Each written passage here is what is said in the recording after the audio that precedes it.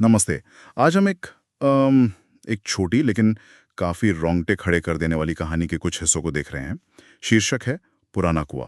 हाँ, ये कहानी हॉरर और सस्पेंस का एक अच्छा मिक्स है और सुनने में तो खास तौर पर असरदार हो सकती है। बिल्कुल।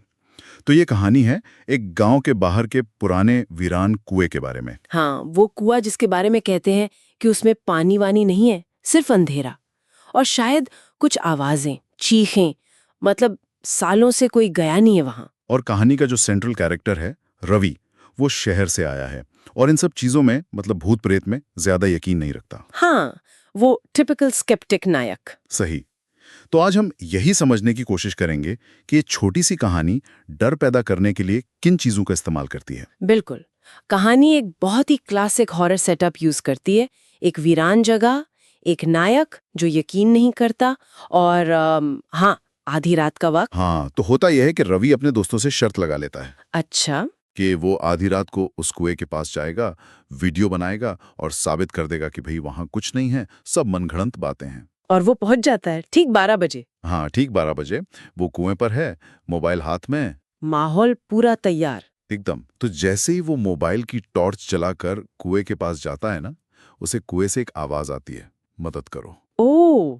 पहले तो वो सोचता है मजाक है, कोई दोस्त छुपा होगा। हाँ, पहला रिएक्शन तो यही होगा, इनकार करना। बिल्कुल। पर यहाँ ये आवाज का इस्तेमाल, सिर्फ साउंड, ये इंटरेस्टिंग है ना। बहुत ज्यादा डर पैदा करने के लिए पहले सिर्फ आवाज का सहारा लिया गया है, कुछ दिखाया नहीं। और नायक का पहला रिएक्शन उसे नकारना है, जो कहानी में टेंशन को और बढ़ा देता है। सुनने वाले को पता है कि कुछ गड़बड़ है। हाँ, ये अनिश्चितता कि क्या है, कौन है, दिमाग दौड़ने लगता है। एग्जैक्टली। अंधे का खतरा अक्सर ज्यादा डरावना होता है। लेकिन कहानी यहाँ रुकती नहीं। रवि अपना शक मिटाने के लिए अपना फोन लेता है, कैमरा ऑन करता है और कुएं में नीचे डालता है वीडियो बनाने के लिए। और तब उसे दिखता है। हाँ, तब उसे जो दिखता है वो डर के मायने ही बदल देता है। कुएं में एक और चेहरा, बिल्कुल रवि जैसा। हूबहू रवि जैसा, पर आंखें आंखें पूरी काली और होठों से जैसे खून टपक रहा हो। बाप रे, ये है कहानी का पीक पॉइंट। ये डोपलगैंगर वाला आइडिया, अपने ही जैसा एक भयानक रूप देखना। ये तो बहुत ही डिस्टर्बिंग है। मतलब ये सिर्फ कोई बाहरी भूत या मॉन्स्टर नहीं है। नहीं, बिल्कुल नहीं। ये डर को कई गुना बढ़ा देता है, क्योंकि ये आपकी पहचान पर हमला है। ये सवाल उठाता है कि वो कौन है, क्या वो मैं हूं या मेरे अंदर का कोई डार्क साइड। हाँ, ये एक तरह का आइडेंटिटी क्राइसिस वाला डर है। एकदम सही।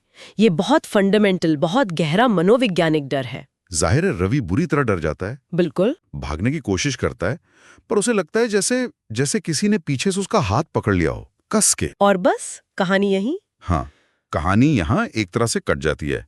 अगली सुबह गांव वालों को कुएं के पास क्या मिलता है? सिर्फ रवि का फोन। रवि गायब। ओहो। और फोन में एक आखिरी रिकॉर्डिंग मिलती है, एक आवाज जो रवि की ही लगती है, पर एकदम ठंडी, सपाट। वो कहती है, अब मैं बाहर आ चुका। उफ, ये एंडिंग बहुत जबरदस्त है ना? रोंगटे खड़े हो गए मेरे तो। ये जो अस्पष्टता है, एम्बिग्विटी, हाँ, यही डर को कहानी खत्म होने के बाद भी जिंदा रखती है। मतलब, क्या रवि बचकर बाहर आ गया, हाँ, या वो कुएं वाली चीज? वो चीज रवि बनकर बाहर आ गई। हाँ, ये फैसला सुनने वाले पे छोड़ दिया गया है। तो इस छोटी सी कहानी में हमने कई परतें देखी। अकेलापन, वो वीरान माहौल, फिर अंधविश्वास का सामना करने वाला नायक, फिर आवाज से पैदा हुआ डर, फिर वो विजुअल हॉरर, डोपलगैंगर वाला, और आखिर में ये रहस्यमय अंत। बिल्कुल। और ये हमें सोचने पर मजबूर करता है कि ऐसी छोटी कहानियां आखिर इतनी असरदार क्यों होती हैं। क्या ये सिर्फ जाने पहचाने हॉरर फॉर्मूलों की वजह से है, जैसे वीरान जगह, डोपलगैंगर? या फिर ये उन खाली जगहों की वजह से है जो कहानी छोड़ देती है, वो अनकही बातें, जैसे रवि का असल में क्या हुआ, कुएं में क्या था? मेरे ख्याल से दोनों का कॉम्बिनेशन है। फॉर्मूले एक तरह का ढांचा देते हैं, एक एक्सपेक्टेशन सेट करते हैं, लेकिन असली डर तब पैदा होता है जब कहानी हमारी कल्पना को दौड़ने के लिए जगह देती है। हाँ, वो जो खालीपन है, हम उसे अपने डर से भर देते हैं शायद। बिल्कुल। वो अनकही बातें हमारे अपने पर्सनल डर से जुड़ जाती हैं और कहानी ज्यादा भयानक लगने लगती है। तो मतलब डर सिर्फ स्क्रीन पर दिखने वाले भूत या गांवमट से नहीं आता। अनिश्चितता, पहचान का संकट और हमारी अपनी कल्पना, ये भी डर के बड़े सोर्स है। हाँ, और यहाँ एक सोचने वाली बात ये भी है कि आजकल के हॉरर में जहाँ स्पेशल इफेक्ट्स से कुछ भी दिखाया जा सकता है, क्या आज भी सबसे ज्यादा डर वही चीजें पैदा करती हैं जो दिखाई नहीं जाती? जो सिर्फ इशारों में बताई जाती हैं या हमारी कल्पना पर छोड़ दी जाती हैं। हाँ, शायद वो डर ज्यादा गहरा होता है जो हमारे दिमाग में बनता है, बजाय उसके जो हमें परोसा जाता है।